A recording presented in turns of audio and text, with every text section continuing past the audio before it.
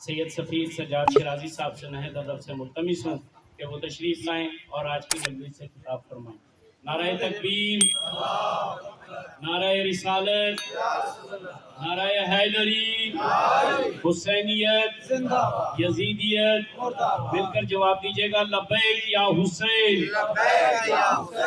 لبیک یا حسین، لبیک یا حسین۔ جناب امام سجاد کی شان اقدس میں بلندتر صلوات۔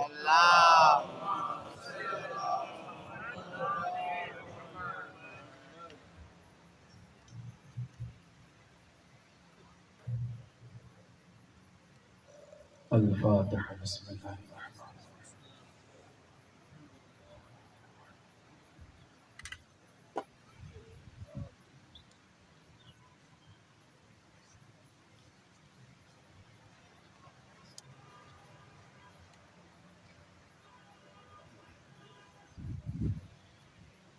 اعوذ باللہ السمیع العلیم من الشیطان اللعین الرجیم۔ بسم اللہ الرحمن الرحیم۔ احسن کلمۃ یبتدأ بها الکلام وخیر خبر یختتم بها المرام۔ حمدک اللہم علی جزیل الانعام والصلاة والسلام والتحیۃ والاکرام علی سیدنا سید العرب والعجم وسید الانام اعنی بالقاسم محمد۔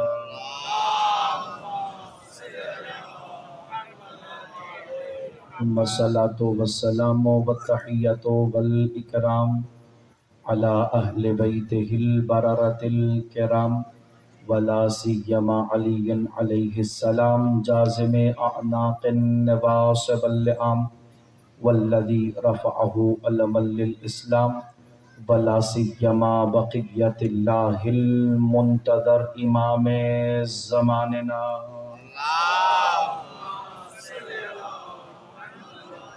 روحی و ارواح العالمین لتراب مقدمہ الفدا عجل اللہ تعالی فرجہ الشریف وسہل اللہ تعالی مخرجہ الشریف واللعنۃ الابدیۃ القائمۃ علی اعدائہم ومقصری فضائلہم ومنکری مناقبہم وولایتہم اجمعین۔ اما بعد فقد قال النبی الاعظم الاکرم من مات ولم یعرف امام زمانہ مات میتۃ جاہلیہ۔ مل کے درود کی تلاوت فرما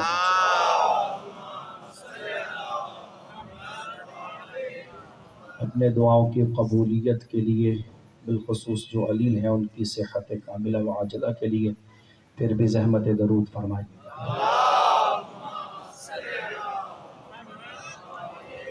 تعجیل ظہور قائم آل محمد کے لیے زبانوں کو درود سے معطر کریں۔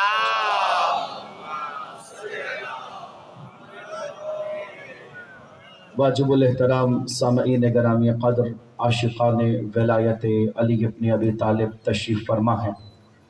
تمام حمد اس واجب الوجود کے لیے کہ جو انسانوں کو قبروں میں کروٹ بدلنے کا اذن تو نہیں دیتا، لیکن قبرستان زراعت میں دفن دانے کے دل پہ ساز حیات کو چھیڑتا ہے، اور پھر وہ ساز حیات کو محسوس کرتا ہوا دانا اپنے معبود کی حکمت کے طبل پیٹتا ہوا اور اس کی دانائی کے راگ آلاپتا ہوا دامن زمین کو چیر کے عالم ہفت نگار میں پہلی نگاہ ڈالتا ہے، اور پھر اس کا شفیق و ہمدرد پروردگار اس نو مولود کومپل کو چیونٹیوں کے قافلے کی رہزنی سے بھی تحفظ دیتا ہے، ابر بے کرم کے قاتلانہ قطروں سے بھی بچاتا ہے، اور تند و تیز آندھیوں کے تھپیڑوں سے اس کے نازک رخسار کو بھی بچاتا ہے اور اسے شباب عطا کرتا ہے۔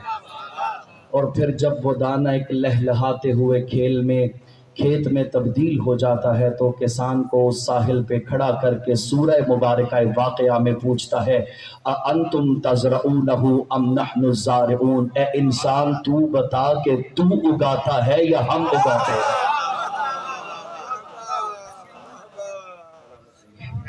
ہمارا موضوع سخن معرفت یوسف زہرا، طبیعت کی ناسازی کی وجہ سے ہو سکتا ہے میں تھوڑا پیچھے آ کے آپ کی خدمت میں حاضر ہوں۔ درود بھیجیے گا بر محمد و آل محمد کے ساتھ۔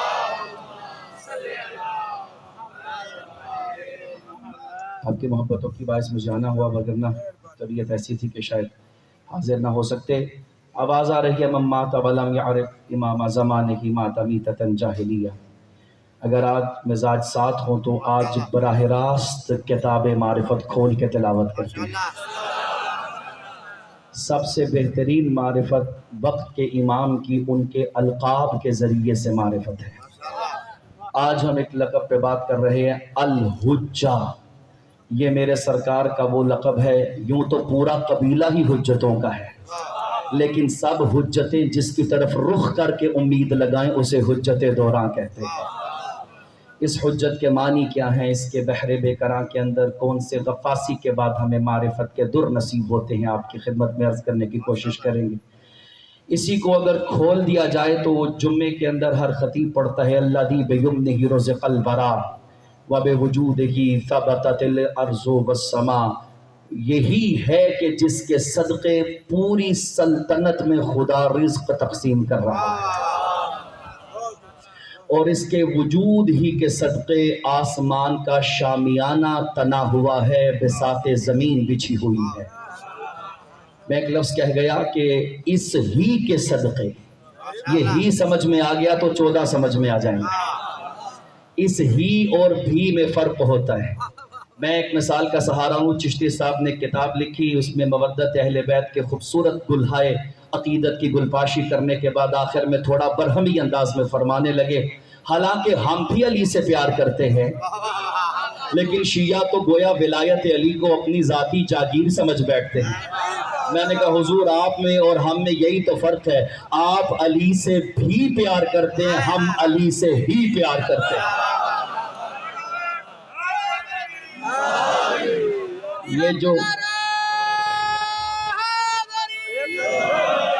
یہ جو بھی کے برقے میں فاصلہ ہے، یہی تو ہمارے تمہارے درمیان فاصلہ ہے۔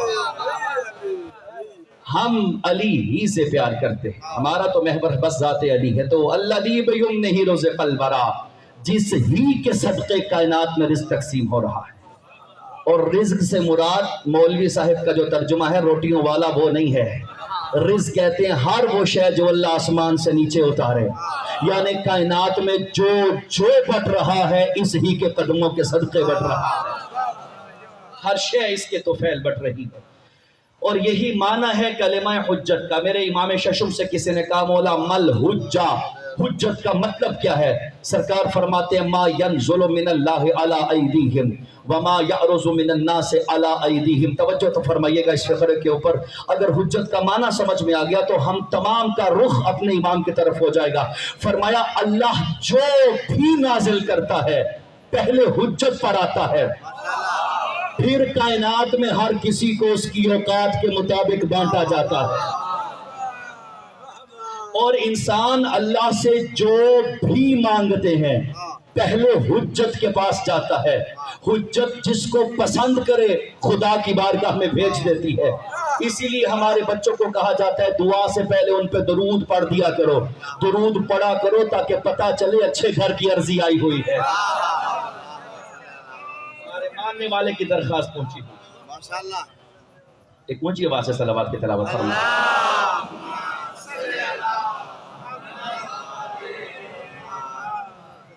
تو سامعین یہ عقیدہ تشیع کا عقیدہ، اور اس کو اگر انشاءاللہ العزیز آج ہمت ہوئی تو قرآن کی 2 آیتیں 2 روایتوں اور ایک عقلی دلیل سے عرض کرنے چاہ رہا ہوں۔ ہم تو کتابوں کے بھی 5 ہی حوالے دیتے ہیں، دلیلیں بھی 5 عرض کریں گے آپ کی خدمت میں، قرآن سے بھی عقیدہ ثابت کریں گے۔ کیا عقیدہ ہے؟ کہ جو کائنات میں بٹ رہا ہے ان کے صدقے آ رہا ہے۔ اچھا یہ صدقے وہ صدقے نہیں جو پیر صاحب کے صدقے ہوتا ہے، ایک چودھری صاحب کے صدقے بھی ہوتا ہے نا جی، ملک صاحب کے صدقے، افسر صاحب کے صدقے، وہ صدقہ تو پھیلی صدقہ ہے۔ یہ صدقہ اصلی صدقہ ہے، یعنی محور کائنات، قطب عالم امکان، مرکز عالم وجود ہے امام وقت کی ذات۔ جو اتر رہا ہے اس کے صدقے اتر رہا ہے۔ اچھا مولانا کوئی قرآن مجید سے اس کو ثابت کیجئے، لیجئے آپ کی خدمت میں عرض کرتے ہیں۔ اس سے حسین آیت حجت کے مطلب پہ مجھے دستیاب نہیں ہوئی۔ آواز آ رہی ہے لو اتبع الحق واہواءہم لفسدت السماوات والارض وما فیہن، محسوس کیجئے گا ترجمہ۔ خدا فرما رہا ہے اگر حق ان کی خواہشات کے سامنے جھک جاتا تو پہلے تو آسمان کا شامیانہ ٹوٹ کے زمین پہ پٹکتا، پھر زمین خود ریزہ ریزہ ہو جاتی۔ پتہ چلا کوئی غیرت مند حق ہے جس کے ہونے سے کائنات باقی ہے۔ توجہ فرمائیے آپ حضرات، میں دوبارہ سلاست کے ساتھ ترجمہ آپ کی خدمت میں روانہ کروں۔ لو اتبع الحق واہواءہم، اگر حق ان کی خواہشات کے سامنے جھک جاتا تو پوری کائنات درہم برہم ہو جاتی۔ اس مزاج کی قرآن میں دو ہی آیتیں ہیں، ایک یہاں کہا کہ اگر حق جھک جاتا تو کائنات کا نظام ختم ہو جاتا، ایک اور آیت میں فرمایا لو کان فیہما آلہۃ الا اللہ لفسدتا، اگر اس روئے زمین میں اللہ کے علاوہ کوئی اور بھی خالق ہوتا تو کائنات درہم برہم ہو جاتی۔ پتہ چلا کائنات دو وجہ سے باقی ہے، پہلی وجہ یہ کہ وہ ایک ہے، دوسری وجہ یہ کہ حسین نے بیعت نہیں کی۔ توجہ لیجئے گا جملے پہ، توجہ درکار ہے جملے پہ۔ قرآن کہہ رہا ہے اگر حق ان کے سامنے جھک جاتا تو کائنات درہم برہم ہو جاتی۔ اگر تمہیں حق نظر نہ آئے تو سن 61 ہجری دربار ولید میں رات کے وقت ہمارے پاس آ جانا۔ جس وقت مروان کہہ رہا تھا حسین یزید کے ہاتھ پہ بیعت کر لو، حسین نے فرمایا اے شب کے بیٹے اجالے کا بیٹا، اے تاریکیوں کے بچے تو شب کے اجالے سے بیعت کا مطالبہ کرتا ہے۔ حسین وہ ہے ہی نہیں جو رات کی تاریکی میں فیصلہ کرے، کل دن میں چوک میں آ جانا تجھے فیصلہ سنا دوں گا، یہ کہہ کے فاطمہ الزہرا کا لال پلٹا۔ یا ایک مرتبہ ولید کے کانوں میں مروان نے آہستہ سے کہا اکیلا آیا ہے، عباس نہیں ہے، موقع اچھا ہے اسے مار دے۔ یا ایک مرتبہ یہ ہوا پہ سفر کرتی ہوئی حسین کے کانوں سے آواز چومی، ایک مرتبہ عباس بن کے شبیر نے پلٹ کے فرمایا اتقتلنی شبغن نابغتیم یقتلنی امیرک، اے نیلی آنکھوں والی ماں کے بیٹے تو مارے گا یا تیرا امیر مارے گا؟ اس میں جرت ہے۔ خدا کی قسم اب لطف لیجئے گا، آپ نے بڑی محبت سے سنا، آل محمد خوبصورت تعبیریں استعمال کرتے تھے۔ جب شہزادی دربار یزید میں آئی نا تو یہ نہیں فرمایا یزید میری بات سن، فرمایا یبن الزرقا، نیلی آنکھوں والے کا بیٹا۔ ایک جگہ فرمایا یبنت القا، ہمارے آزاد کردہ غلاموں کی اولاد۔ یہ جرت میرے مولا نے پلٹ کے فرمایا تو ہم سے بیعت لے گا، فرمایا ان اہل بیت النبوہ ومعدن الرسالہ ومختلف الملائکہ ومعدن الوحی وہذا یزید رجل فاسق فاجر قاتل النفس المحترم والمؤمن بالفسق مثلی لا یبایع مثلا۔ یا حسین سلام آپ پر، آپ اگر کہتے نا معاملہ یزید اور حسین کا ہے تو لوگ کہتے تاریخی مسئلہ ہے، حسین کہہ چلے کہ مجھ جیسا اس جیسے کے سامنے، چلا یہ قانون کی بات ہو رہی۔ تو خدا کی قسم اگر دیکھنا ہو حسین جیسا، انسانوں میں تلاش نہ کرنا، غیبت میں حسین رہ رہا، اس کے ہونے سے کائنات باقی ہے۔ اور دوسری دلیل اسی نظریے کی کہ اگر ایک لحظے کے لیے امام کائنات سے اٹھ جائے، لولا الحجۃ لساخت الارض باہلھا، ہمارے ہاں روایت ہے متفقہ، اگر ایک لحظے کے لیے بال برابر بھی حجت خدا قدم اٹھا لے زمین سے تو زمین ختم ہو جائے گی۔ ایک اور قرآن مجید کی آیت کا سہارا لوں گا، اللہ آپ کو اعمال شب قدر کی توفیق دے۔ میرے مولا ارشاد فرماتے ہیں جس وقت ہماری ولایت ثابت کرنے چاہو تو شب قدر میں سورہ انا انزلنا پڑھ کے سنایا، اس میں ہماری معرفت کے تمام مضمون سمٹ کے آ چکے ہیں۔ اللہ فرما رہا ہے تنزل الملائکۃ والروح فیہا باذن ربہم من کل امر سلام ہی حتی مطلع الفجر۔ یہ صیغہ ہے، میں سمجھا سکوں اگر عربی گرامر میں دو قسم کے صیغے بولے جاتے ہیں، ایک پاسٹ کے لیے آتا ہے اسے ماضی کہتے ہیں، مثلا ہمارے اردو میں کہا جاتا ہے وہ گیا، یہ پاسٹ کا صیغہ ہے، ایک پریزنٹ کا صیغہ ہے جسے عربی زبان میں مضارع کہتے ہیں، گرامیٹک بات ہے، مضارع کہتے ہیں، جیسے کہ ہمارے اردو میں کہتے ہیں کہ وہ جا رہا ہے، بھئی ہو گیا نا دو، وہ گیا یعنی پرانی بات ہے، وہ جا رہا ہے یعنی ابھی اسی وقت پریزنٹ کی بات ہے۔ قرآن میں کہتا تنزل الملائکۃ والروح فیہا، کبھی نہیں ایسا ہوا کہ ایک بار روح اور ملائکہ کسی پہ اترے تھے، ہر سال ملائکہ اترتے ہیں۔ میرے مولا فرماتے ہیں ان سے پوچھو یا تو ایسا منہ لے کر آئے جن پہ ملائکہ اترتے ہو۔ سالانہ ملائکہ اترتے ہیں، اور ملائکہ نہیں والروح، روح اترتی ہے۔ معبودی روح کیا ہے؟ پھر قرآن مجید کی آیت کا سہارا لوں گا۔ قرآن کہہ رہا ہے جس وقت جناب آدم کا پتلا سجا دیا، آراستہ کر دیا جناب آدم کو، تو آواز آئی کہ ابھی اس کو جھکنا نہیں ہے۔ فَإِذَا نَفَخْتُ فِيهِ مِن رُوحِي فَقَعُوا لَهُ سَاجِدِينَ، جب میں اس میں اپنی روح پھونکوں گا پھر سجدہ کرنا۔ پتہ چلا پتلا آدم مسجود نہیں ہے، نور ہے جو روح کی شکل میں اترے تو آدم کو سجدہ ہوتا ہے۔ تو اب اتنا معتبر فرشتہ ہے روح کہ جو زمین پہ اترتا ہے۔ اب مجھے ایمان سے بتاؤ جنہیں 40 سال کے بعد پتا چلا کہ محمد نبی ہے، ان کے اوپر فرشتے اترتے ہوں گے یا ان پہ اوپر اترتے ہوں گے کہ مولا حسین نے فرمایا مختلف الملائکہ، جو دیہات پہ رہنے والے ہیں، یہ جملہ ان کے لیے عرض کر رہا ہوں۔ آپ نے دیکھا ہوگا دیہاتوں میں ڈیرے ہوتے ہیں، ڈیرے میں کیا ہوتا ہے؟ کمی کمین آتے ہیں، چھوٹی ذات کے لوگ آتے ہیں، کھانا پینا وہاں پہ لنگر چل رہا ہوتا ہے، آمد و رفت کا وہ مرکز ہوتا ہے، کوئی آیا کوئی گیا، کوئی کچھ لے گیا، ہر شخص اپنی اپنی اوقات کے مطابق لے جاتا ہے۔ اگر میں محتاط ترجمہ کروں، مولا حسین فرماتے ہیں ہم 14 کا گھر آسمان والوں کے لیے ڈیرا ہے۔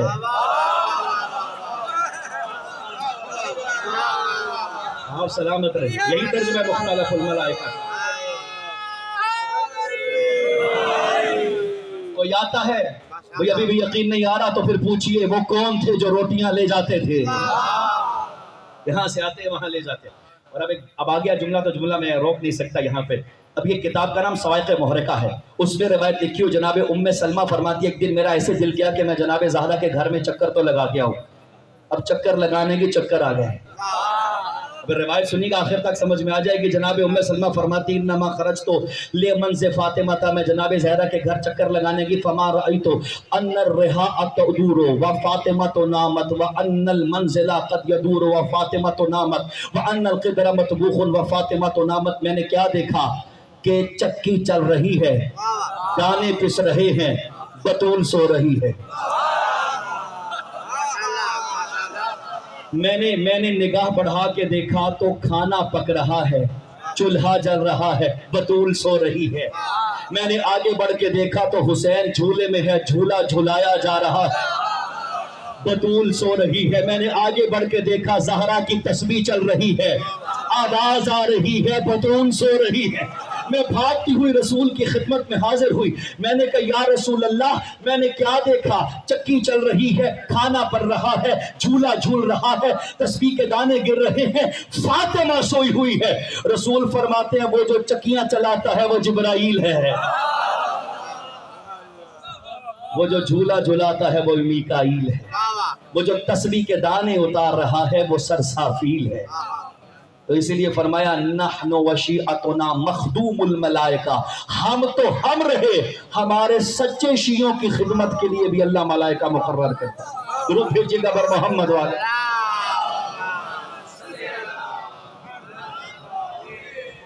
برائے خوشنودی جناب سیدہ طیبہ طاہرہ بلندر صلوات۔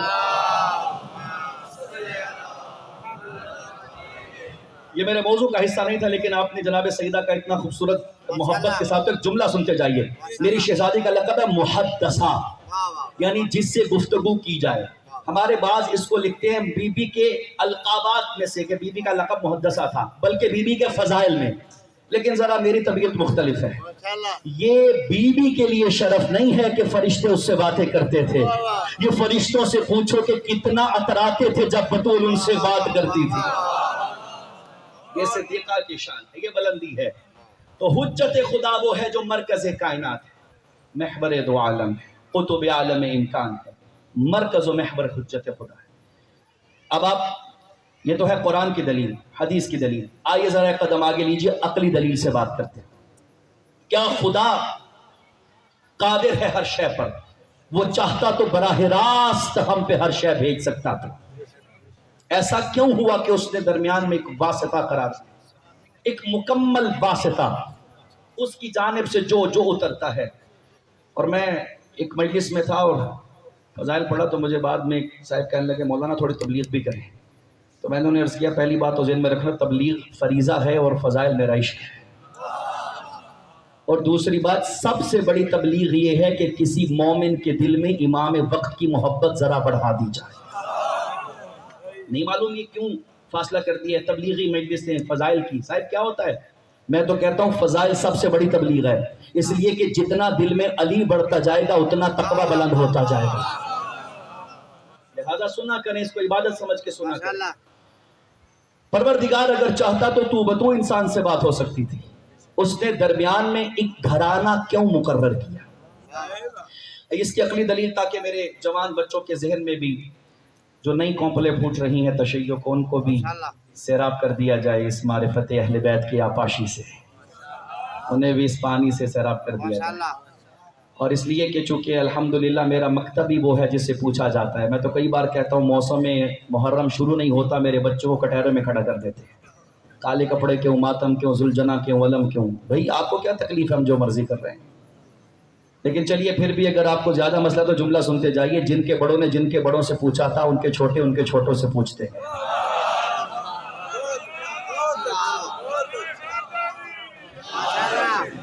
صرف پوچھا نہیں تھا بلکہ کہا تھا نہ پوچھتے تو مر جاتے. جن کے بڑے جن کے بڑوں کو جینا سکھاتے تھے. تو الحمدللہ یہ رسم زمانہ ہے جو تسلسل کے ساتھ مستمر جاری و ساری ہے. تو میرے بچوں سے پوچھتے مثلا یہ عقیدہ کہ الحجہ وہ گھرانہ، وہ ذات کہ جو محور ہے، مرکز ہے، واسطہ کامل ہے خدا اور اس کے بندوں کے درمیان. اس کی سادہ سی مثال لیجیے. اس وقت میں گفتگو کر رہا ہوں، میری آواز مائک کے ذریعے سے آپ کی سماعتوں کو چوم رہی ہے. یہاں کمکم روشن ہے، یہاں پہ یہ سب کس کے کرشمے ہیں؟ بجلی کے. یہاں بجلی چل رہی ہے، لائٹ چلے جائے گی تو یہاں سارا کچھ ختم ہو جائے گا. حضور یہ جو لائٹ یہاں پہ آ رہی ہے کیا ادھر ہی مسجد میں بنتی ہے؟ توجہ سے ذرا مثال سنیے. یہ لائٹ یہاں پہ بانٹی تو جا رہی ہے، بنتی نہیں ہے. ایسا تو نہیں یہاں سے بن رہی ہو لائٹ. کہاں سے بنتی ہے لائٹ؟ گریڈ اسٹیشن سے. گریڈ اسٹیشن بولتے ہیں اس کو، جہاں پہ بجلی گھر بول رہے ہیں ہم اردو میں. بجلی گھر سے لائٹ بنتی ہے اور پھر یہاں پہ لائٹ بٹتی ہے. اچھا یہ بلب میرے سامنے روشن ہے کمکم میں. فرض کیجئے اگر کسی کو شوق ہو جائے ڈائریکٹ ہونے کا، توجہ ہے کہ نہیں آپ حضرات؟ بعض لوگ کہتے ہیں جی ہم تو براہ راست اللہ مدد مانگتے ہیں. ہو جائیے ڈائریکٹ، ہو کے دیکھیے بجلی سے. وجہ سے ڈائریکٹ ہونے کا شوق ہو جائے، وہ ڈائریکٹ ایک تار لگائے بجلی گھر سے، اس ننھے سے نازک سے بلب کو متصل کر دے. کیا نتیجہ نکلے گا؟ یہ بلب تابع بجلی نہ لاتے ہوئے وہی پھٹ جائے گا. کیوں حضور؟ اسے بجلی نہیں چاہیے تھی. تو پھر یہ پھٹا کیوں؟ کیا وہاں سے بجلی نہیں آ رہی تھی؟ آ رہی تھی. کہا جی ڈائریکٹ ہو گیا. اس لیے کہ جہاں بجلی بنتی ہے وہاں بڑی طاقت سے بجلی نکلتی ہے. اس میں اتنی طاقت نہیں تھی، یا لفظ تبدیل کروں، اس کی اتنی اوقات نہیں تھی کہ جس طاقت سے وہاں نکل رہی ہے اس طاقت سے یہاں سمیٹ سکے. تو اتنے شعور تو سائنسدان کے پاس بھی ہے. اس نے بجلی گھر اور ہمارے گھروں کے درمیان ٹرانسفارمر لگایا جو وہاں سے طاقت کے ساتھ بجلی وصول کرتا ہے اور گھروں کو ان کی حیثیت کے مطابق تقسیم کرتا ہے. تو اب جملہ سنیے گا، خدا ہے کمال مطلق، وہ کمال ہوتے ہوئے ہم تک آ نہیں سکتا.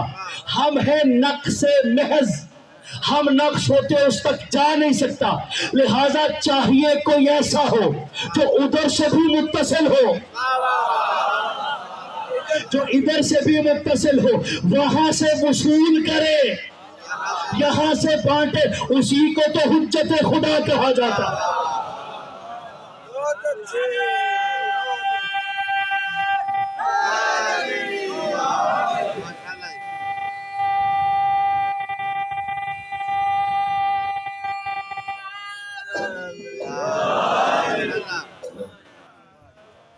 برائے خشنودی امام زمانہ بلندتر صلوات۔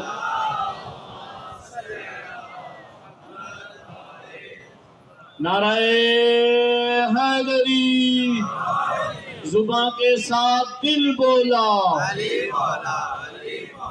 زمین بولی فلک بولا،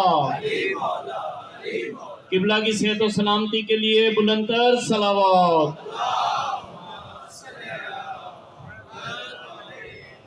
وہ واسطہ کامل جو بندے اور اس کے رب کے درمیان ہے، جو اس کو اس سے جوڑتا ہے، اس کو اس سے متصل کرتا ہے، اسے حجت خدا کے۔ یہ میرے سرکار ہے، لقب اول۔ اب دوسرا لقب آپ کی خدمت میں ذرا تربیت کا عرض کرنے چاہ رہا ہوں۔ ہم نے بچپن سے سنا میرے سرکار کا ایک لقب ہے منتقم آل محمد۔ بڑے بڑے جوانوں کو ہم نے شوق سے یہ نعرے بلند کرتے ہوئے دیکھا ہے، ان کی زبان پہ یہ شعار سجاتے ہوئے دیکھا ہے۔ وہ کہا کرتے ہیں اللہ کرے ہم بھی اس وقت اس دنیا میں اٹھیں جس وقت سرکار کا ظہور اجلال ہوگا، اور یہ دعا ضرور کیا کیجیے پروردگار ہمیں بھی اس لشکر میں شمار کرے جو لشکر وقت کے یزیدیوں کو سروپا کرے۔ ہم مل کے انتقام خون حسین لیں گے۔ بھئی یہ ذہن میں ہے نا منتقم خون حسین کا سادہ لفظوں میں ترجمہ کیا بنتا ہے؟ یعنی خون حسین کا انتقام لینے والا۔ اچھا اس کے معنی ہمارے ذہن میں کیا ہیں؟ جس غلط فہمی کی وجہ سے ہم جناب مختار کو بھی منتقم کہتے ہیں۔ مختار جنتی ہے بلا شبہ، میں اس بحث میں نہیں پڑھنا چاہ رہا جو لاہور سے شروع ہوئی۔ مختار جنتی ہے بلا شبہ، لیکن مختار منتقم نہیں ہے، منتقم صرف وہ ہے جو وارث خون حسین۔ اور ایک بات اور ذہن میں رکھیے، عرب ثقافت میں ان قبروں پہ سرخ پرچم پھریرے کا لہرایا جاتا ہے جن کے مقبور کی ابھی تک انتقام باقی ہو، اور روضہ حسین پہ سرخ پھریرے کا علم لہرایا جاتا ہے، یہ نشانی ہے کہ کوئی وارث ہے جو اس کے خون کا انتقام۔ اور یہ بھی عرض کرتا جاؤں، میں نے بعض عرفاء سے سنا ہے کہ ان کے آنے کے قدموں کی آہٹ کو سن رہے ہیں۔ وقت زیادہ نہیں رہ چکا، معلوم تو پڑے کہ انتقام خون حسین کے معنی کیا ہے، تھوڑا سا اس میں توجہ درکار رہے گی۔ خون حسین کے انتقام کا یہ معنی تو متداول ہے ہمارے ذہنوں میں کہ شاید امام اس دنیا میں تشریف لائیں گے اور یزید کو اٹھائیں گے، حرملہ کو اٹھائیں گے، شمر کو اٹھائیں گے، دجال کو اٹھائیں گے، وقت کے تمام سرکردہ لوگوں کو اٹھائیں گے اور انہیں قتل کر دیں گے۔ یہ انتقام خون حسین نہیں ہے، بلکہ یہ مقدمہ انتقام خون حسین۔ اسی کو سمجھ صاحب انتقام کیا ہے؟ بھئی دیکھیں انتقام عربی زبان کا لفظ ہے نقمت کے مادے سے، اس کا اردو میں ترجمہ ہوتا ہے بدلہ لینا۔ ہم آپ سے انتقام لیں گے یعنی آپ سے بدلہ لیں گے۔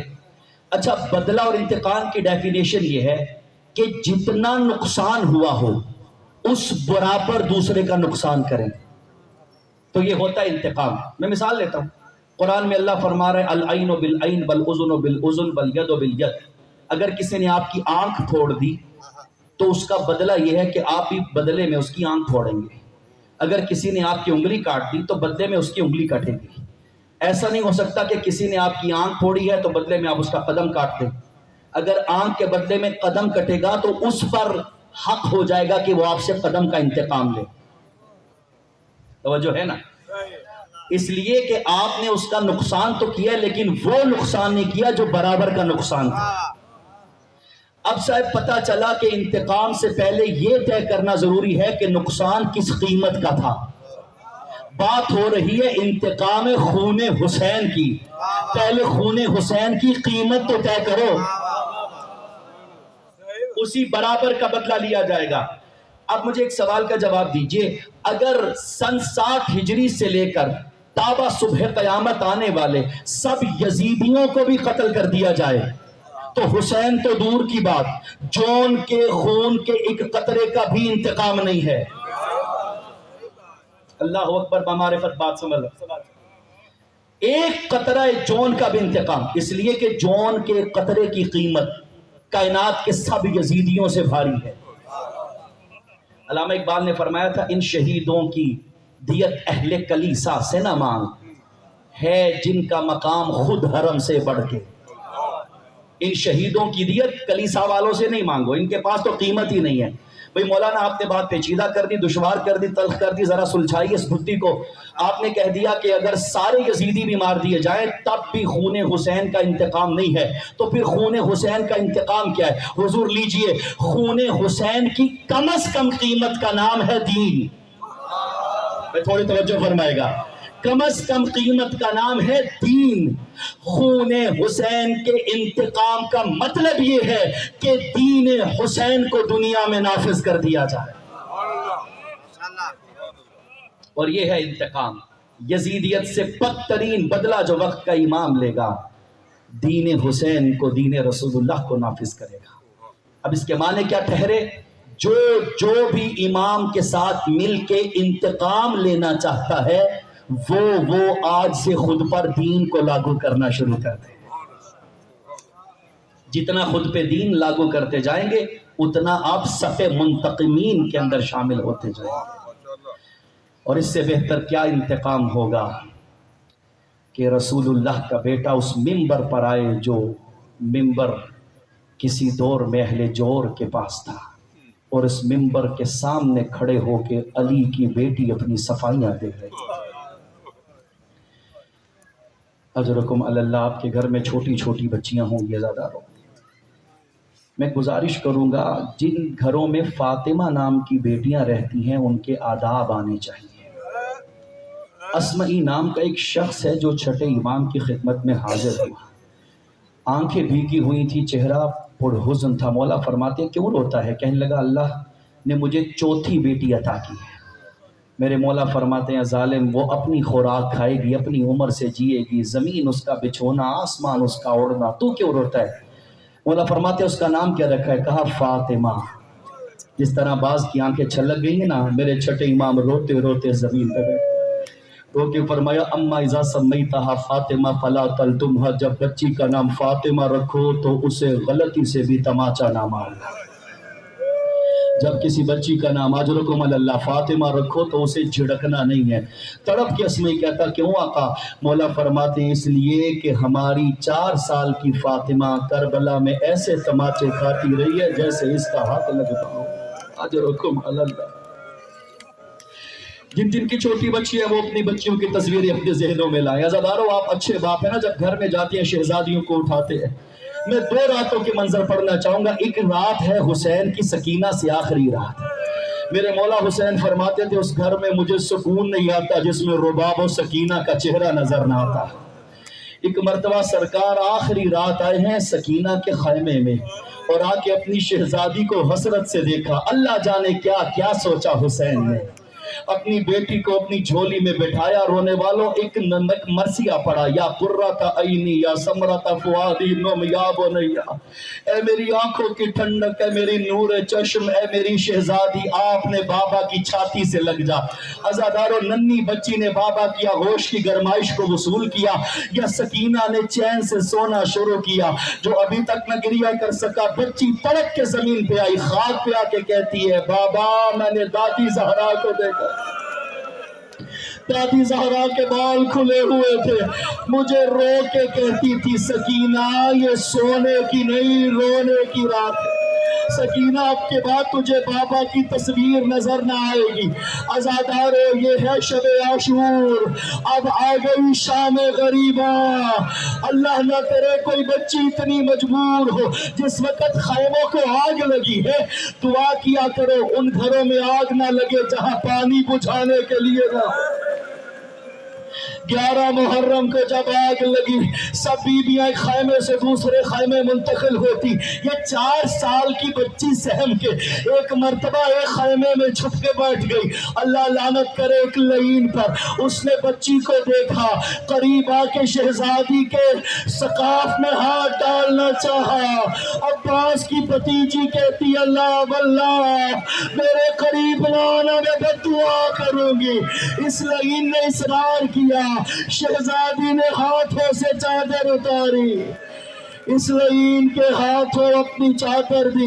अज़ादारो बच्ची छोटी है, उसे तो खबर नहीं है जालिम कितने सितम रसीदा है। या एक मर्तबा शहजादी ने अपने छोटे छोटे हाथ अपने कानों पे रखे, इसे भिनक पड़ गई कोई खजाना है जो कानों में छुपाए बैठी है। इसने कहा, बीबी कानों में क्या है?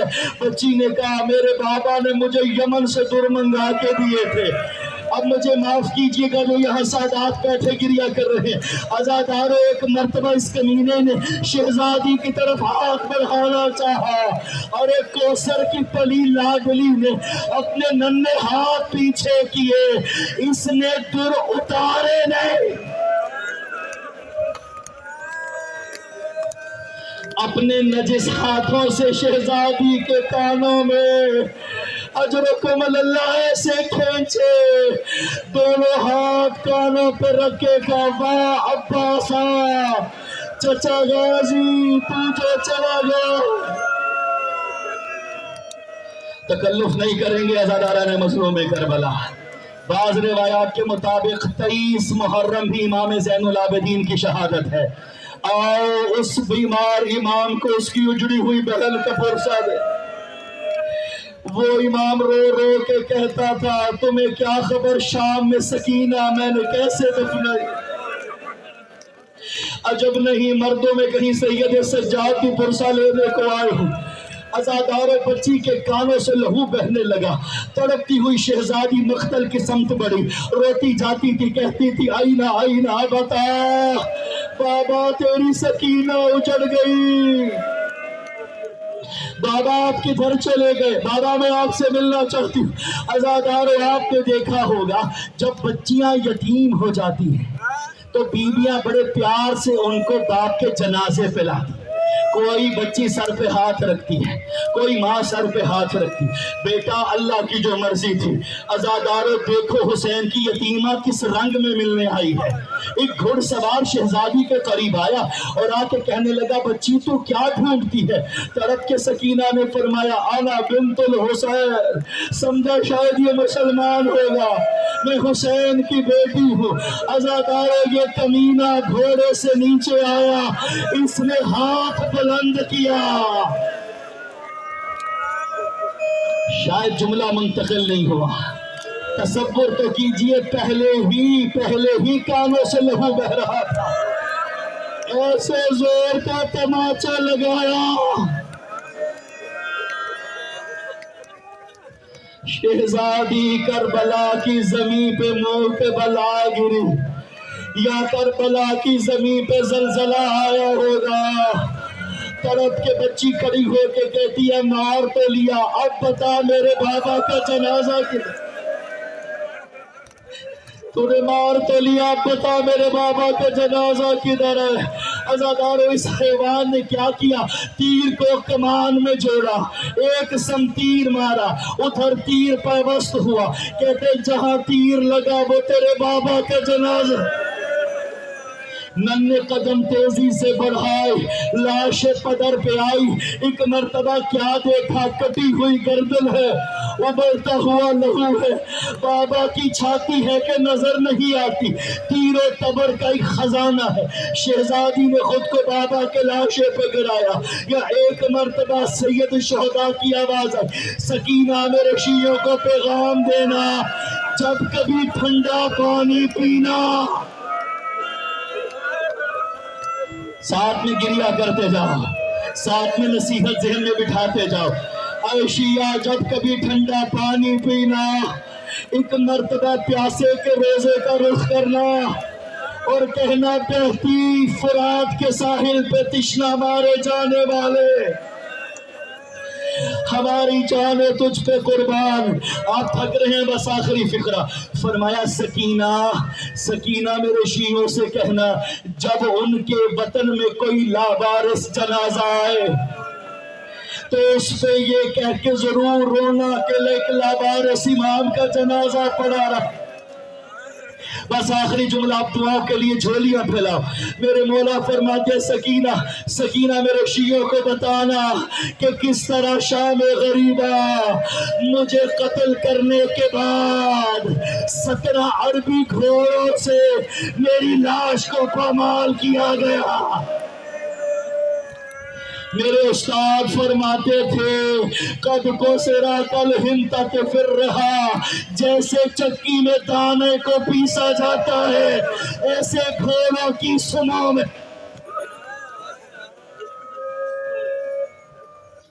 سيعلم الذين ظلموا ينقلبون انا للہ وانا الیہ راجعون. بار الہ ان بہتی ہوئی آنکھوں کا واسطہ, آل محمد کی عظمت کا واسطہ, جو بھی اپنے دلوں میں حاجتیں لے کے تیرے دربار میں حاضر ہیں, تمام کی شرعی حاجات قبول و منظور فرما. پروردگار ہم تمام کے گناہان صغیرہ و کبیرہ معاف فرما. بار الہ کوئی بے روزگار, کوئی پریشان حال, کوئی علی, جو تیرے دربار میں جو دعائیں لائے ہیں تمام